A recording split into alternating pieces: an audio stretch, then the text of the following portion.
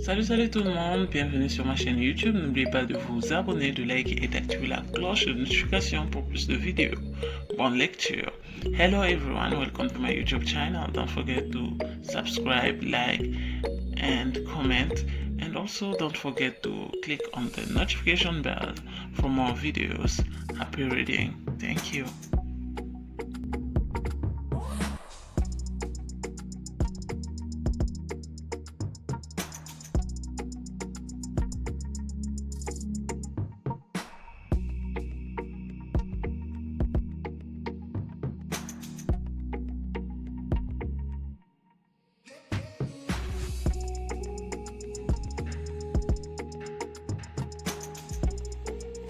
Alors Shane demanda à Luling qu'il puisse repartir dans la cave afin qu'il puisse regarder sur son corps s'il n'y avait pas d'autres blessures.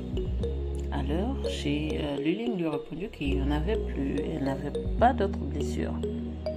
Et lui demandait de ne pas se blâmer car ça n'avait rien à voir avec lui, qu'il s'était bien débrouillé.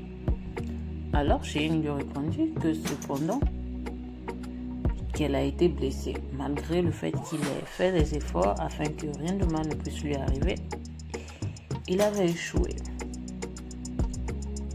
Je pense que Shane était un vrai flirt. Il flirtait avec Luling. Hein? Où ça? Laisse-moi voir. Et Shane avait dit à Luling qu'il était blessé. Alors, Luling voulait voir où est-ce qu'il était blessé.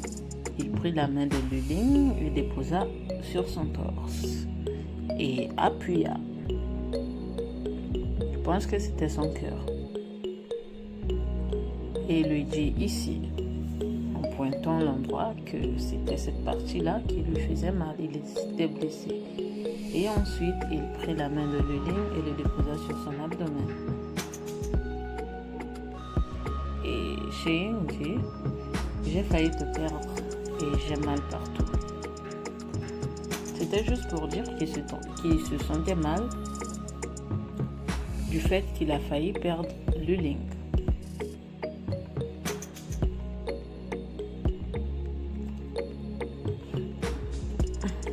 Et il dit que ce n'est qu'en t'embrassant davantage qui pourra le soulager. Alors, il était en train d'embrasser l'oreille de Luling et Luling se plaignit que ce n'était pas un endroit, elle n'était pas blessée sur son oreille. Et elle poussa Shane et lui demanda de la laisser partir.